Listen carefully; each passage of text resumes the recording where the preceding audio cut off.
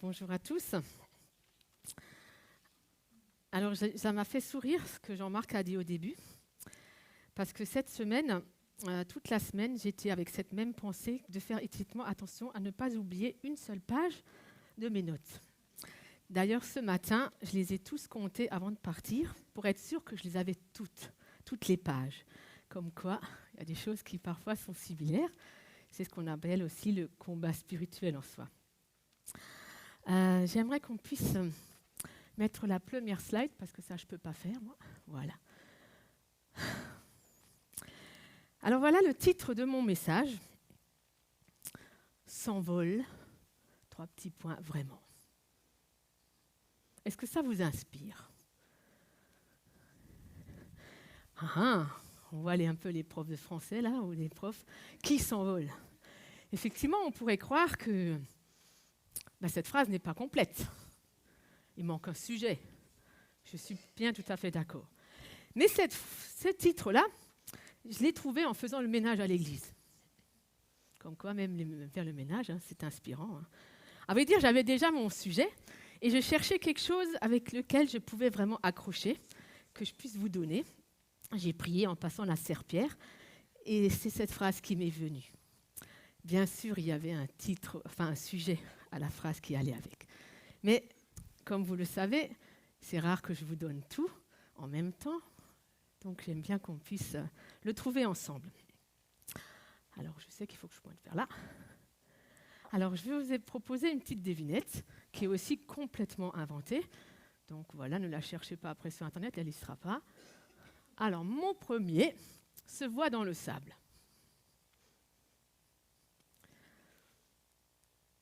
Mon deuxième, le bébé doit le faire après avoir bu le biberon. Ça, c'est facile. Ça, j'avoue que c'est un cadeau, ça. Mon troisième, c'est un article défini. Ah, encore du français. Si ce n'était pas ma matière préférée, c'est loupé. Qu'est-ce que c'est un article défini? Bon, c'est pas grave si vous ne le savez plus. Peut-être avec les 3 premiers, là, vous allez peut-être... Quelqu'un a une idée? Bravo! C'était trop facile, je le savais. Super, effectivement, c'est les paroles. Alors, voilà mon tout. Alors, je vais vous dire la définition de parole. La parole est la faculté d'exprimer, de communiquer la pensée au moyen du système des sons du langage articulé par les organes phonateurs. Ça, c'est la définition, on va dire, scientifique. Une définition un peu plus simple. La parole, c'est l'expression verbale de la pensée. Alors, c'est vrai, donc, pour compléter s'envole vraiment, quelle est cette expression, finalement, qui m'est venue en faisant le ménage? Les paroles s'envolent, mais les écrits restent. Ça, c'est le proverbe qu'on connaît très facilement, qui n'est pas biblique. Ne le cherchez pas dans la Bible, il n'y est pas. Mais qu'est-ce que ça veut dire finalement ce proverbe? Ça veut dire que finalement les paroles s'évanouissent dans l'air, qu'elles laissent aucune trace, il n'y a plus rien qui reste, mais que c'est seulement les écrits finalement qui restent. Et cette expression finalement vient du latin. Alors voilà, mon latin est révolu depuis longtemps, mais bon voilà, j'y vais quand même. Verba volent, scriptura mament. Ce qui veut dire cette expression vient des affaires. N'est absolument pas du langage courant, c'est que dans les affaires, donc dans le commerce et tout ça, il était mieux qu'avoir des écrits que d'avoir juste du verbal. Après, c'est vrai que cette expression est devenue courante, on l'utilise nous-mêmes, moi-même j'ai déjà utilisé, les paroles s'envolent, mais les écrits restent. Mais est-ce vraiment vrai que les paroles s'envolent et finalement ils laissent aucune trace et que ça s'envole dans l'air comme ça? Les Italiens, eux, ont un proverbe un peu différent, qui pensent beaucoup, parlent peu, écrivent moins. Je trouve ça très intéressant parce que finalement, ils rejoignent ce que la dernière fois, si vous vous rappelez de ma dernière prédication, qui se rappelle de ma dernière prédication? Je vous aide un peu.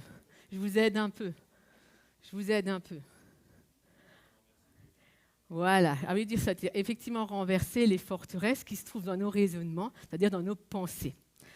Et j'aime beaucoup cette image, parce que finalement, si je rejoins un peu le proverbe italien, pense beaucoup, là-dedans, ça a fumé, là, Bon là, parle peu, je ne suis pas convaincue que ce soit vraiment parle peu, hein, mais bon, écris moins, pour être donc sûr de ne pas laisser de traces en soi. Mais ce matin, j'aimerais aborder effectivement le thème de la parole parce que je pense que c'est consécutif à finalement ce que j'ai dit la dernière fois par rapport à ce qui se passe là-dedans et qu'on doit renverser ce qui se passe là-dedans. Parce que comme je vous ai dit, tout commence par une pensée et après il y a des actes qui se passent. Et ce matin, j'aimerais vraiment prendre ce thème par rapport à l'acte qui se passe en expression, c'est-à-dire en parlant. Alors ce n'est pas la parole de Dieu que je veux aborder ce matin dans le sens la parole créatrice de Dieu, mais ce sont nos paroles à nous, l'effet de nos paroles, et plus particulièrement l'effet de nos paroles sur nous-mêmes. Pas seulement sur l'autre, même si effectivement on va l'aborder, mais l'effet que ça a sur nous. Parce qu'il y a vraiment des vrais effets sur nous. Et pourquoi ce sujet m'est tenu à cœur? Parce que j'ai remarqué dans la Bible que ce sujet de nos paroles est abordé d'une manière très large. Effectivement, on se trouve 72 versets qui parlent de la bouche, 96 qui parlent de la langue, 19 sur le langage, 72 sur notre parole, 87 sur nos lèvres. Après, on parle encore des voix et de murmure. En tout cas, il y a un large panel effectivement de tout ce qui sort finalement de cette bouche, d'une manière ou d'une autre, qui est abordé. Je suis sûre que vous en connaissez plusieurs des versets qui sont dits tout au long de la Bible. Hein. On peut, donc, que ce soit dans le Nouveau Testament, dans l'Ancien Testament, en tout cas, ce sujet est présent.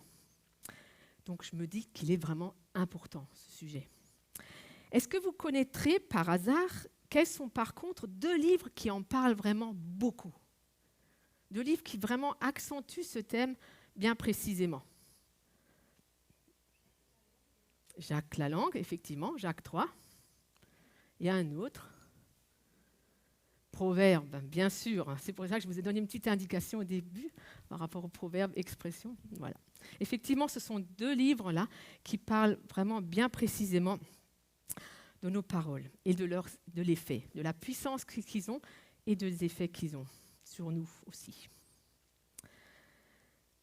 Alors que pourtant, je n'ai pas souvent entendu une prédication parler finalement sur les effets de notre langue. Je ne sais pas si vous avez déjà une fois entendu une prédication parler sur ça. Moi, en tout cas, très peu. Très peu. Alors, je me suis posé la question, pourquoi ? Pourquoi on n'aborde pas ce thème avec plus de ferveur et vraiment qu'on parle beaucoup sur finalement ce thème, sur nos paroles, parce qu'on parle tous, à part bien sûr ceux qui ne peuvent pas, mais sinon, on a tous des paroles. Et pourtant, on n'aborde pas ce sujet. Et je me suis dit que peut-être, comme Jacques, il le souligne dans son chapitre 3, verset 8, c'est parce que personne ne peut le dompter la langue. C'est un fléau, il le dit. C'est quelque chose de terrible, un venin. Et que finalement, nous qui sommes ici et qui prêchons, c'est que finalement, on préfère prêcher sur quelque chose qu'on peut contrôler, qu'on sait que voilà, qu'on maîtrise. Alors que finalement, d'après Jacques, aucun homme ne peut la maîtriser. Et finalement, ce matin, j'aimerais effectivement prendre Jacques 3 comme texte de base, mais surtout parce que Jacques, dans son texte, il met le mot « nous ». Dans son texte, je les ai exprès soulignés, il s'inclut dans ce qu'il va dire. Il se montre très humble, il ne se montre pas du tout supérieur. Il sait que lui-même, il a des progrès à faire dans ce domaine. Il sait que lui-même, il n'est pas encore cet homme mature qu'il dit, qu'il voudrait devenir. Et c'est vraiment avec ce même esprit que j'aimerais aborder ce thème, parce que je sais que moi-même, j'ai encore beaucoup de progrès à faire dans ce domaine, et je pense que tout le monde là a progrès à faire. Et que finalement, ce n'est pas comme en alsacien, je ne sais pas si vous connaissez cette expression en alsacien qui dit que « Ich red wie mir der Schnabel gewachsen ist ». Donc je parle comme, enfin je traduis un peu bizarrement, mais je parle comme le bec a grandi, quoi. Bon, ça ne veut rien dire en français, je suis d'accord. Enfin, ce que cette expression veut dire, c'est que finalement, on ne peut pas faire de progrès, quoi. On ne peut pas avancer, on ne peut pas changer. Je veux dire, si je suis née dans une famille qui insulte beaucoup, forcément, c'est comme ça que j'ai grandi, c'est comme ça que ma bouche s'est développée, mon langage s'est développé, donc je vais reproduire. Donc finalement, je pense que c'est absolument pas comme ça que Jacques veut donner l'impression, en utilisant même le mot « nous », c'est qu'il veut dire qu'on a des progrès à faire et que c'est aussi notre choix de vouloir faire des progrès. Alors prenons ce texte. Mes frères, et je rajoute mes sœurs, ne soyez pas nombreux à enseigner, vous le savez. Nous qui enseignons, nous serons jugés plus sévèrement. Car chacun de nous commet de fautes de bien des manières. Celui qui commet jamais de faute dans ses paroles est un homme ou une femme parvenu à l'état d'adulte, capable de maîtriser aussi son corps tout entier. Quand nous mettons un morse dans la bouche des chevaux pour qu'ils nous obéissent, nous dirigeons aussi tout leur corps. Pensez encore aux bateaux. Même s'il s'agit de grands navires et qui sont poussés par des vents violents, il suffit d'un tout petit gouvernail pour les diriger au gré du pilote. Il en va de même de la langue. C'est un petit organe, mais elle se vante de grandes choses. Ne suffit-il pas d'un petit feu pour incendier une vaste forêt ? La langue est aussi un feu. C'est tout un monde de mal. Elle est là, parmi les autres organes de notre corps, et contamine notre être entier. Allumée au feu de l'enfer, elle enflamme toute notre existence.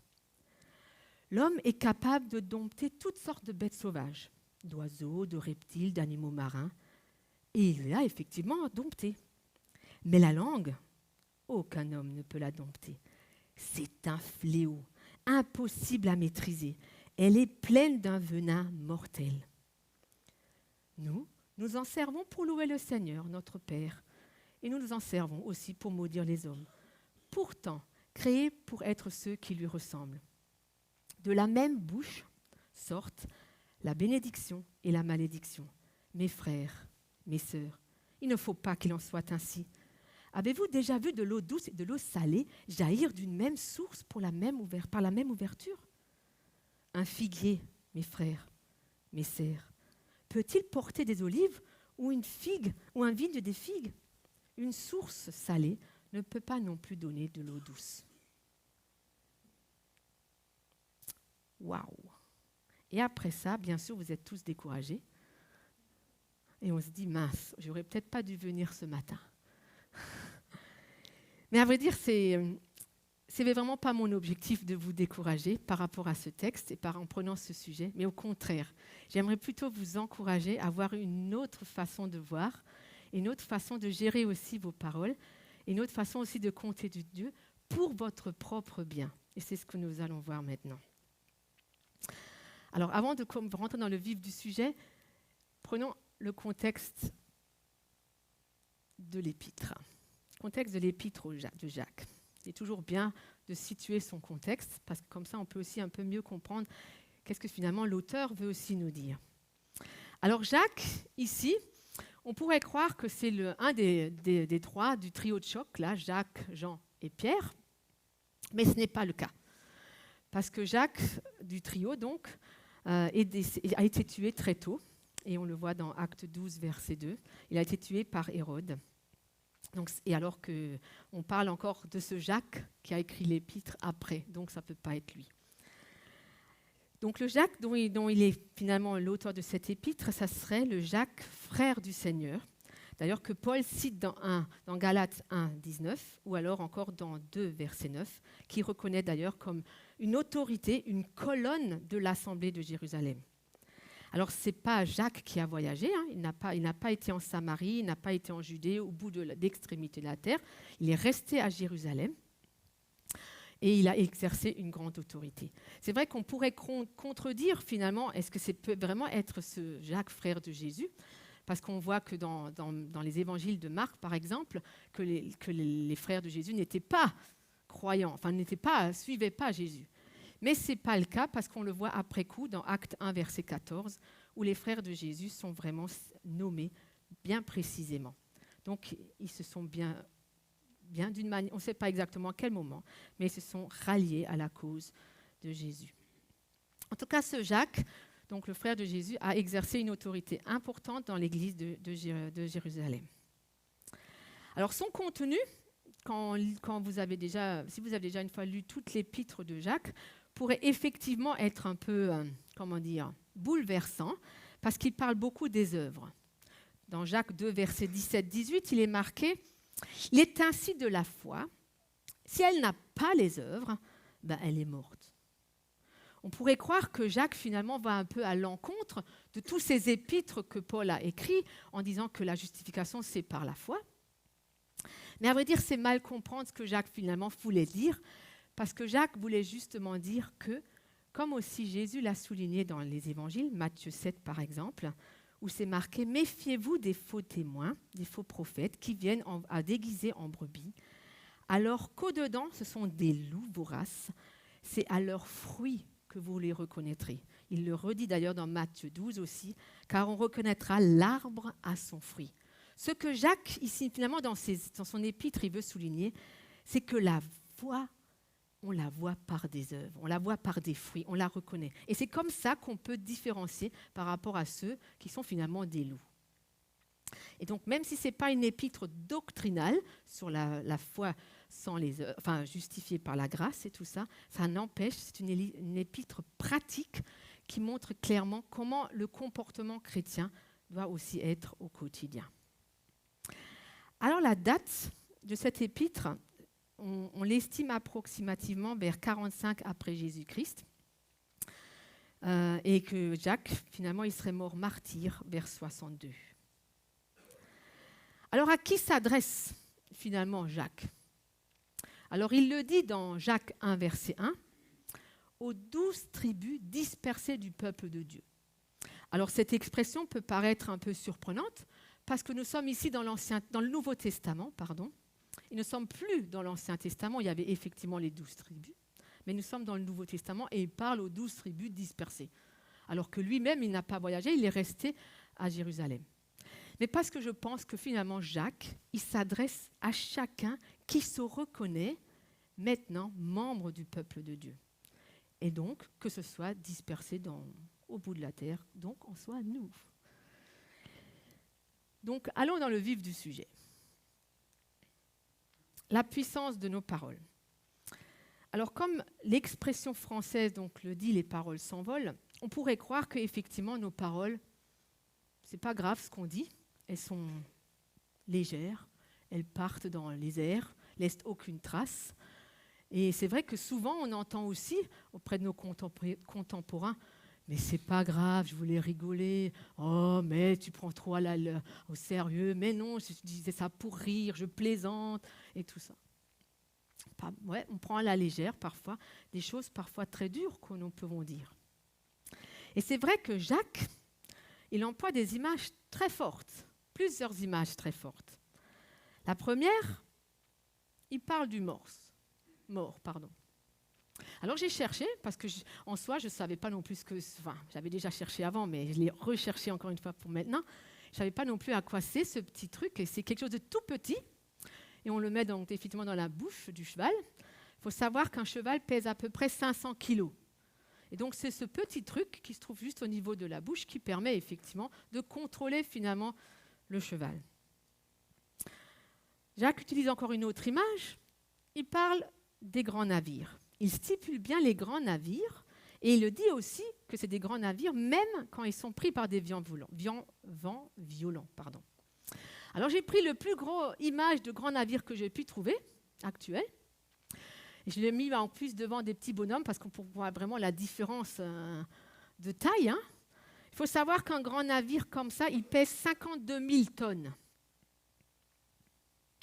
Et pourtant, ce grand navire-là, c'est juste un petit gouvernail qui le dirige, qui le donne de tourner à droite et à gauche. Jacques utilise encore une autre image pour montrer justement la puissance de nos paroles. Et celle-là, elle est encore plus claire. La langue serait comme un feu. Bon, j'ai pris une femme, mais parce que c'est tout ce que j'ai trouvé. Sinon, j'aurais pu très bien prendre un homme. Vous ne voyez aucune image cachée derrière ça. Les femmes, c'est absolument pas mon intention. C'est pour tout être humain. Nos paroles peuvent vraiment être un feu et embraser toute une forêt. Alors, j'ai recherché en France, j'ai donc pris l'exemple France, un des plus grands incendies qu'on a connus a ravagé 80 000 hectares et tué beaucoup de personnes, d'ailleurs en même temps. Donc là, Jacques dit clairement que la langue, donc nos paroles finalement, ont cette puissance-là. De déjà, et on va le voir encore après, parce que finalement, Jacques n'est pas le seul à parler de la puissance de nos paroles. Même dans le psaume 64, il est marqué, verset 4, « Ils aiguisent leur langue comme une épée, leurs paroles amères comme des flèches. » Je pense que je n'ai pas besoin de vous donner une image pour montrer quel est le résultat si une épée vous transperce ou qu'une flèche touche votre cœur. Je pense que nous avons tous compris qu'est-ce que ça va donner comme résultat.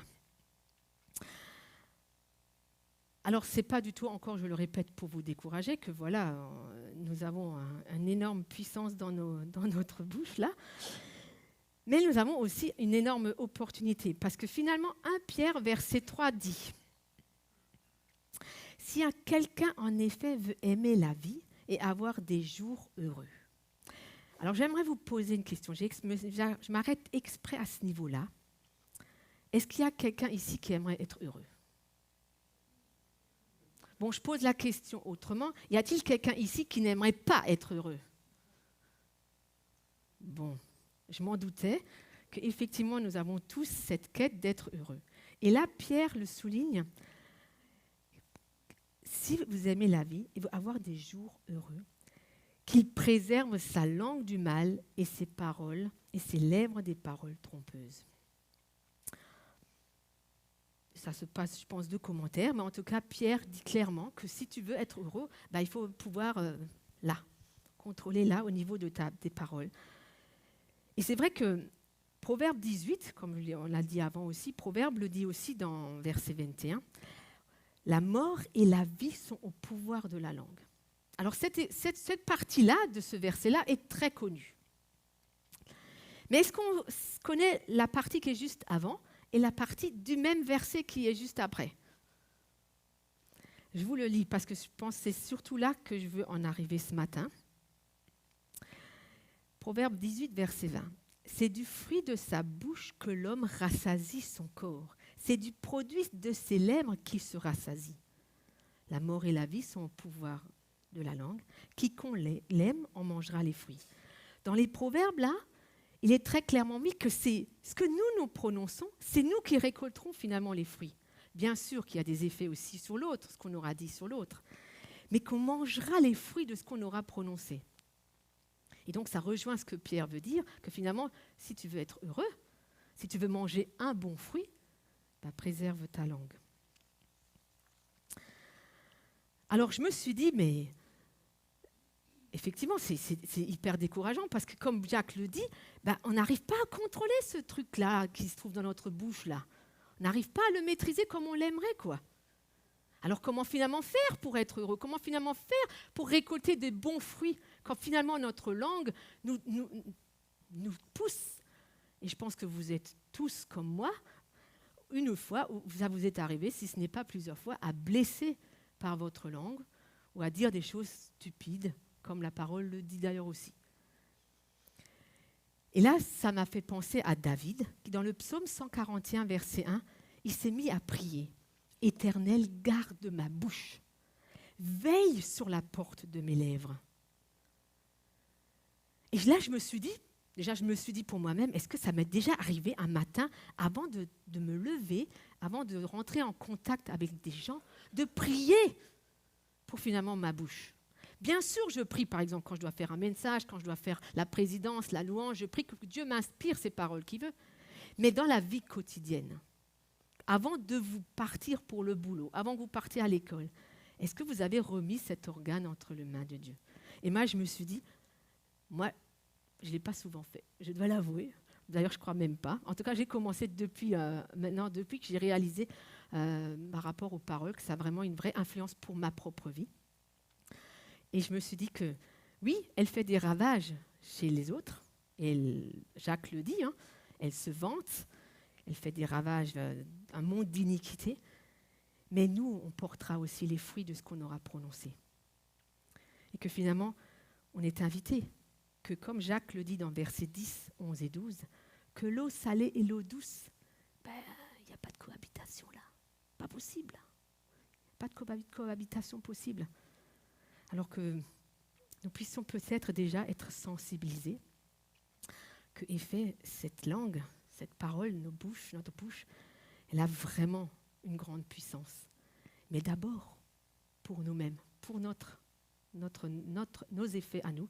Et c'est ce que j'aimerais aussi maintenant prendre, quelques effets de nos paroles. Alors c'est un sujet vaste, je vous invite aussi à le poursuivre pour vous-même. Mais déjà, un premier effet que nos paroles, je dis bien nos paroles, ont sur nous-mêmes, c'est que nos paroles sur nous-mêmes, enfin que nous en prononçons, ont un effet sur le monde spirituel. Alors là aussi, j'aimerais vous poser une question, parce que bon, monde spirituel, c'est vaste, hein. C'est-à-dire, pour vous, le monde spirituel, c'est quoi?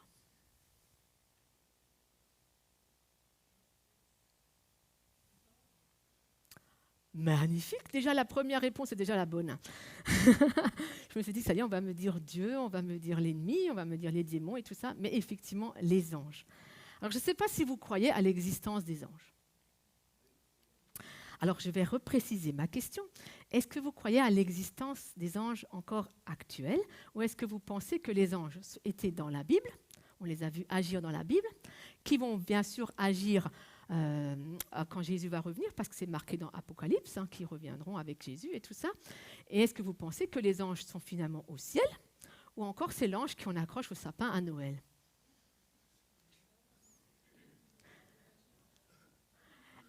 Parce que je pense que c'est toute une façon de voir, effectivement, si les anges sont encore présents actuellement parmi nous. Alors, pour ceux qui ne sont pas convaincus, je vais citer quelques passages. Et en lien avec mon thème, vous allez voir que c'est finalement très important nos paroles que nous prononçons. Psaume 103, verset 19. L'Éternel a établi son trône dans le ciel, et son règne domine sur tout l'univers. Bénissez l'Éternel, vous ses anges, vous qui êtes puissants et forts et qui exécutez ses ordres en obéissant à sa parole. Bénissez l'Éternel, toutes ses armées, vous qui êtes serviteurs et qui faites sa volonté. Là, il est très clairement dit, j'espère qu'on comprend la même chose, que les anges sont au service de Dieu, qui font sa volonté, qui l'obéissent. À quoi? À sa parole. Hébreux 1, verset 14, il est marqué « Ne sont-ils pas tous des esprits au service de Dieu, envoyés pour exercer un ministère en faveur de ceux qui doivent hériter le salut ?» Donc, et bien sûr, ce n'est pas ceux qui sont déjà passés, c'est nous, finalement, ceux qui doivent hériter le salut, c'est là où ils exercent un ministère. C'est-à-dire que ces anges sont finalement présents parmi nous et qu'ils obéissent à la parole que Dieu dit. Et finalement, vous l'avez vu dans la Bible, effectivement, on voit qu'il y a beaucoup de versets qui parlent effectivement de l'action des anges. Un ange lui apparut pour le fortifier, dans Luc 22, Acte 12, un ange survint, et puis la prison, voilà, il pouvait sortir pire comme il voulait. Psaume 91, il ordonna à ses anges de te garder dans toutes tes voies. Daniel, dans la fosse au lion, qu'est-ce qu'il y avait avec lui? Un ange. Et encore, psaume 34, et encore je cite que quelques versets, hein, il y en a beaucoup plus. L'ange de l'Éternel campe autour de ceux qui le craignent, il les arrache au danger. Alors finalement, je reviens à ma question. Est-ce qu'on croit vraiment que ces anges sont parmi nous et qui sont au service de Dieu et qui obéissent à la parole? Pour qui? Pour nous. Si effectivement nous croyons cette affirmation, alors la question est de savoir quelle est finalement cette parole qu'il faut prononcer pour que les anges se mettent finalement au service. Est-ce que c'est une parole que finalement Dieu doit encore prononcer? Ou est-ce que c'est une parole que Dieu a déjà prononcée? À votre avis? Parce que si c'est effectivement une parole que Dieu doit encore prononcer, c'est-à-dire qu'on doit attendre à chaque fois qu'on entende la voix de Dieu qui dit quelque chose aux anges, et puis les anges se mettent en action. Ou alors, n'est-ce pas tout simplement, n'est-ce pas finalement la parole de Dieu? Et que finalement, quand nous prononçons la parole de Dieu, les anges se mettent au service pour nous et obéissent. Parce que c'est vrai qu'il s'est marqué dans Ésaïe 55, verset 10 et verset 11. Il en va de même pour ma parole, celle qui sort de ma bouche. Elle ne reviendra pas à moi sans avoir produit son effet, sans avoir fait ce que je désire et rempli la mission que je lui ai confiée. Si finalement, c'est peut-être quand nous prononçons la parole de Dieu dans nos bouches que finalement les anges se mettent en action. Et c'est vrai que j'aimerais là prendre un texte qui se trouve dans Ézéchiel, verset 1. Alors je ne vais pas le lire parce qu'il est un peu long, mais je vais juste vous faire un peu le topo. Là, il y a Ézéchiel qui discute avec Dieu. Et Dieu le transporte en esprit et lui montre une vallée. Cette vallée, elle est remplie d'ossements. D'os, quoi. Il n'y a pas de chair, il n'y a rien, il n'y a pas de vie, c'est sec, complètement sec, c'est marqué. Et Dieu le transporte là et lui dit, alors Ézéchiel, dis-moi, tu penses que ces os, ils vont revivre? Alors je m'imagine Ézéchiel dans sa place, je me suis dit, oula, là il faut que je fasse attention à ce que je vais répondre. Et là Ézéchiel lui répond, Seigneur, c'est toi qui sais. Donc il ne se mouille pas, il a raison, moi je ne l'aurais pas fait non plus. Il dit, mais c'est toi qui sais. Et là Dieu lui dit, écoute Ézéchiel, tu vas prophétiser sur ces eaux. Tu leur diras, écoutez, voilà, l'Éternel dit que, et voilà, vous reviendrez, vous reviendrez à la vie. Ce qui me surprend dans ce texte, c'est pas que Ézéchiel prophétise, mais c'est que Dieu aurait très bien pu le dire lui-même. Il est là, il lui dit, écoute Ézéchiel, je vais te montrer ma puissance, et vlan, tous les os sont mis ensemble, voilà, la chair est là. Maintenant, il utilise Ézéchiel, il utilise la bouche d'Ézéchiel, il lui dit, écoute, prononce mes paroles sur ces os. Et je me suis dit que exactement, c'est finalement ça, la puissance de nos paroles quand nous utilisons la Bible. Dieu nous utilise à prononcer la puissance qui se trouve à travers ces paroles pour se mettre en action. Et c'est vrai qu'on le voit aussi dans Éphésiens 4, verset 29, que finalement, si nous prononçons des paroles mauvaises, des malsaines, cela attriste le Saint-Esprit. C'est marqué dans Éphésiens 4, versets 29 et 30. N'attristez pas le Saint-Esprit. Et là, il y a un lien très clair qui est fait avec les paroles mauvaises qu'on peut dire, malsaines, et l'action finalement du Saint-Esprit qu'il n'y aura pas. Et je me suis dit que finalement, quand nous prononçons des paroles qui ne sont pas des paroles que Dieu agrée, et j'ai bien aimé le chant, parce que nos paroles soient agréables à Dieu, on l'a chanté tout à l'heure, 2 fois d'ailleurs. Si nous prononçons des paroles qui ne sont pas agréables à Dieu, il n'y aura pas l'action du Saint-Esprit. Il n'y aura pas les anges qui vont se mettre en route. Parce que finalement, il attend qu'on prononce sa parole et qu'on lui fasse confiance. D'ailleurs, c'est encore stipulé aussi dans Ésaïe 58, verset 9. Et là, je vais prendre la version français courante parce qu'elle est encore plus claire. Quand tu appelleras, le Seigneur te répondra. Quand tu demanderas de l'aide, il te dira « J'arrive ». Alors la phrase ne s'arrête pas là. C'est marqué « Si ». Si tu cesses de faire peser des contraintes, de ridiculiser les autres en montrant du doigt ou parler de façon méchamment. Ici, bien sûr, tu partages le pain avec celui qui a faim et ainsi de suite. C'est clair que ce n'est pas seulement les paroles que nous prononçons qui vont faire en sorte que Dieu va arriver, que Dieu va se mettre en action. Mais en tout cas, ça fait partie. Ça fait partie d'un élément qui peut mettre Dieu en action ou pas, selon nos paroles que nous prononçons. Et là, je me suis encore dit que, bien sûr, si nous ne prononçons pas la parole de Dieu, si nous ne prononçons pas ce que Dieu nous a donné, une promesse qu'on a donnée, sa vie qui se trouve dans la parole de Dieu, si on ne prononce pas ça, finalement, nous ne sommes pas les porte-paroles finalement de Dieu.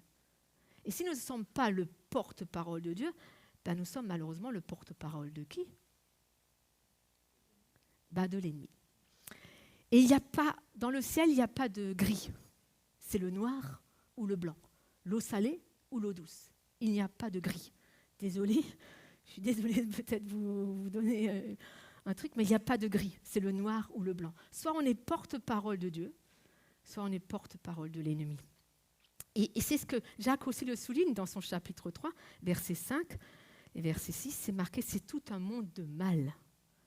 C'est un venin mortel, un fléau. Mais nous avons une chance énorme que si nous croyons finalement en Dieu, il y a quelqu'un qui est venu habiter en nous. Quelqu'un qui est venu habiter en nous, qui, comme Ésaïe l'a dit, purifie mes lèvres parce que mes lèvres sont impures. Vous savez, quand le Saint-Esprit est venu à la Pentecôte, qu'est-ce qu'ils ont fait d'abord ? Ils ne sont pas commencés à voler dans les airs, ils n'ont pas commencé à je ne sais pas, soulever 10 tonnes de je ne sais pas quoi. Non, ils ont parlé. C'est la première chose que le Saint-Esprit a touchée, c'est leur parole. Et qu'est-ce qu'ils ont dit ? Les merveilles de Dieu. Alors, si on ne dit pas les merveilles de Dieu, il faut faire attention si on ne fait finalement pas des choses finalement pour l'ennemi, qu'on est porte-parole de l'ennemi.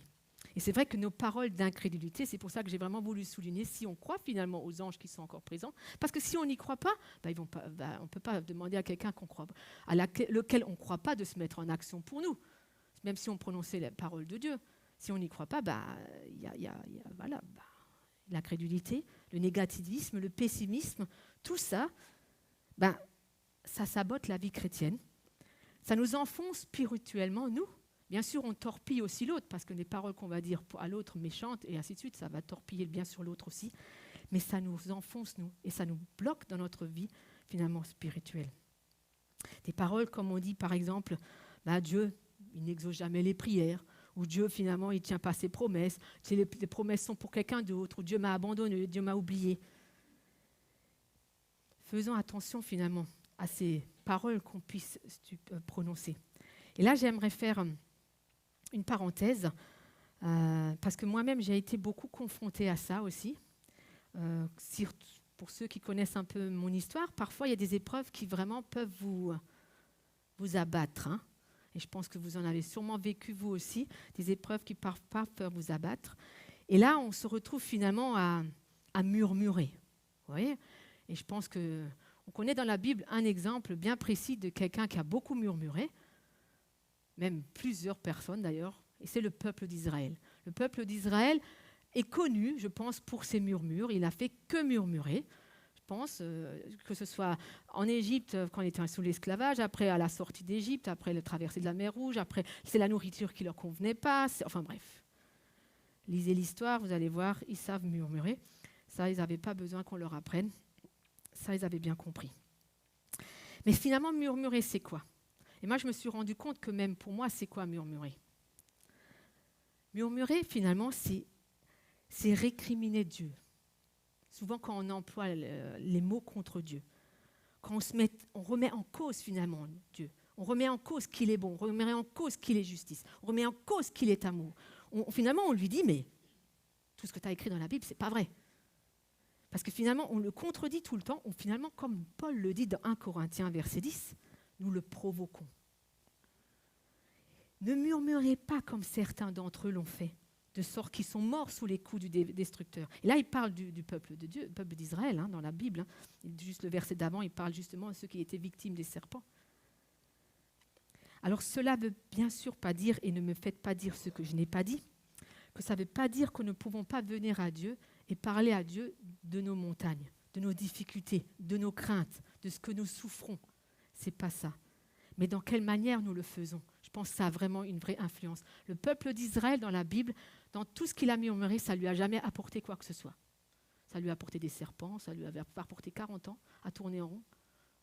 C'était long. Hein. Donc ça ne lui a rien apporté. Mais finalement, nous pouvons parler bien sûr à Dieu de nos montagnes, mais il y a quelque chose de très important que nous devons peut-être aussi apprendre, c'est parler à nos montagnes. Parler aux montagnes, pas seulement à Dieu de nos montagnes, mais parler aux montagnes. Et c'est à travers notre confiance que finalement nous allons parler aux montagnes pour qu'ils se déplacent. C'est à travers parfois la louange. Là, j'aimerais merci aussi pour le parallèle qui a été fait juste avant à la présidence. La louange, c'est une force énorme. Parce que finalement, la louange, c'est quoi ? La louange, c'est dire les bonnes choses de Dieu. La louange, c'est dire ce que Dieu a fait, veut faire et va faire, c'est-à-dire ce qu'il a promis. Et on voit plein d'exemples dans la Bible, je vais en citer 2, c'est déjà Paul. Paul, Vous connaissez son ministère, il a prêché, il a annoncé la parole, l'évangile, il a annoncé la foi de Dieu et tout ça. Et c'est vrai qu'à un moment donné, dans Actes, on le voit qu'il a été pris, rué de coups et jeté en prison. Alors déjà, il faut savoir quand quelqu'un est rué de coups, il est rempli de sang parce que ça dégouline de partout. Il a mal de partout dans tous ses membres parce que c'est vraiment terrible, juste comme ça. Et en plus de ça, alors je ne sais pas si c'est juste, on lui a mis encore une entrave au pied. Donc c'est un genre de fer qu'on met pour que les bloquer et tout ça. Donc ça ne devait pas non plus être agréable. C'était à mon avis quelque chose de beaucoup plus lourd que ce truc-là. En tout cas, et là je me suis dit que moi personnellement, à sa place, je me dis, écoute Seigneur, là ça ne va pas. Je viens de te servir pendant tout ce temps-là. J'ai prêché à Éphèse, à machin, Corinthe et tous ces trucs-là. Et là, regarde, comment tu me remercies. Moi, je m'attendais à des massages, à un cocktail et à un jacuzzi. Et là, qu'est-ce que j'ai ? Une prison, des cafards, des rats, de la poussière. Je suis blessée. En plus, ça va s'infecter. Je n'ai même pas eu un drap désinfectant. Voilà, ça, c'est les murmures. Et qu'est-ce que finalement Paul il a fait ? Et je me suis dit, mais moi, c'est souvent dans ce cas-là que je suis. J'aurais franchement murmuré. Je me dis, mais non, regarde, je te sers. Et finalement, regarde ce que je récolte. Et qu'est-ce qu'ils ont fait, Paul, avec son... Ils se sont mis à louer. Ils se sont mis à chanter, chanter les merveilles de Dieu. Et là, qu'est-ce qui s'est passé ? Les entraves se sont libérées, la prison s'est ouverte. Enfin bref, vous connaissez l'histoire. Alors je le répète, ça ne veut encore pas dire que nous n'avons pas le droit de parler de Dieu, de nos montagnes à Dieu. Parce qu'on le voit dans 2 Chroniques 20, c'est mon deuxième exemple, où là, vous connaissez l'histoire probablement aussi, Josaphat, il commence à avoir peur. Il a même très peur, parce qu'il a 3 armées là qui viennent contre lui, alors qu'eux, ils sont tout petits, et là, il y en a 3 grandes là qui arrivent, et la crainte. Et dans les premiers versets, vous allez voir que vraiment, il se met à parler à Dieu. Il exprime ses craintes, il exprime son abattement, il exprime vraiment tout ce qu'il a sur le cœur. Mais comment il le fait ? Il dit souvent, mais Dieu est Dieu. Dieu est puissant. Il n'incrimine pas Dieu, il ne le remet pas en cause. Sa bonté, il ne remet rien en cause. Non, il dit que Dieu est Dieu. Et là, Dieu lui répond à travers un lévite et il lui dit, écoute, tu n'as pas besoin t'inquiète pas, tu n'auras pas besoin de te combattre. Moi, si j'entends ça, je me dis, ok, je reste chez moi, je ne bouge pas, je ne fais rien. Dieu a dit qu'il va combattre, donc pas besoin de faire quoi que ce soit. Mais est-ce que là, il y a quelque chose qui s'est passé ? Non. C'est quand finalement Josaphat, avec tout le peuple, et c'est bien précisé, même avec les jeunes, même avec les enfants, se sont levés, ils sont marchés contre l'armée en chantant, et là encore, la louange, et l'armée entre eux se sont entrebattus. Et puis finalement, ils n'avaient effectivement pas besoin de se combattre. Mais ils ont quand même dû aller en chantant, en prononçant. Et vous savez, parfois, quand on est très pris par les épreuves, et je m'imagine Josaphat qui a dû vraiment, en tant que roi, se dire, voilà, tout le peuple va être complètement tué. Enfin, ouais. La crainte devait être énorme, l'angoisse est là. Et parfois, on n'arrive plus à prononcer des paroles, dans le sens des phrases françaises bien faites et tout ça, qu'il faut. Mais la louange, c'est quelque chose qui... Vous savez, même pour les enfants, quand on veut leur apprendre quelque chose qui est parfois compliqué, par exemple pour mes enfants, comme mon nom de famille est très compliqué à l'école quand ils étaient en primaire, et au lieu d'oublier à chaque fois un petit lettre, là, il y en a quand même 12, c'est un peu long pour eux, je leur ai appris une chanson au début pour pouvoir... et c'est comme ça qu'ils comprenaient. Mais je pense que même dans les épreuves, quand justement, c'est parfois la louange finalement qui nous permet de ne pas finalement arriver dans la murmure, de ne pas arriver dans la plainte, de ne pas arriver dans des choses à dire contre Dieu qui finalement vont nous affecter, nous. Vont finalement nous faire en sorte que nous, on soit pris dans un désert pendant 40 ans, que nous, on soit pris dans, enfin, pas les serpents, mais d'autres choses qui finalement vont nous enfermer, quoi. Et là, j'aimerais juste souligner ce que aussi Jacques veut dire aussi avec tous ces exemples qu'il a cités avant par rapport au cheval et par rapport au navire, c'est que finalement, nos paroles vont influencer notre avenir. Comme Josaphat, ses paroles auraient influencé son avenir par rapport à l'armée, c'est la même chose pour nous aussi. Et c'est vrai que Jacques le souligne à travers le cheval, à travers le paquebot. Et en plus, comme disent pour le paquebot, le navire, il précise bien des vents violents. Donc même dans les épreuves les plus terribles, prononçons des paroles finalement qui font faire en sorte que ce que nous prononçons aujourd'hui va impacter notre avenir demain. Parce que finalement, on oriente sa vie par rapport à ce qu'on va dire, par rapport à ce qu'on va faire. Et j'ai bien aimé parce que j'ai trouvé une belle image, et je la trouve vraiment belle. Notre bouche est un stylo, et notre cœur, mais bien sûr aussi le cœur des autres, est un cahier sur lequel on écrit. Donc finalement, je me suis dit, mais tenons notre langue en bride, comme le dit aussi Jacques dans son chapitre 1, verset 26. Bien sûr, ça ne veut pas dire qu'on n'a pas le droit de dire la vérité. Quand parfois quelqu'un nous fait du mal, bien sûr, on a le droit, comme avec amour, c'est marqué, nous avons le droit de vraiment exprimer aussi les choses avec vérité, mais avec amour. Alors, bien sûr, je m'imagine bien que vous vous dites, mais est-ce que c'est une formule magique ? Est-ce que si je prononce finalement la parole de Dieu, est-ce que finalement tout va se réaliser, ce que Dieu promet ? Je pense que vous savez déjà la réponse à cette question. Non, bien sûr que non, parce que Dieu reste finalement souverain et que nous sommes juste une partie d'une grande mosaïque. Et la grande mosaïque, c'est Dieu qui la gère, ce n'est pas nous qui la gérons. Bien sûr, on pourrait peut-être utiliser ça finalement maintenant comme un genre de moyen pour manipuler, si je peux dire ça comme ça, Dieu, en disant, mais écoute, j'ai prononcé ta parole, donc maintenant j'attends ça. Non, l'attitude aussi, bien sûr, doit être là.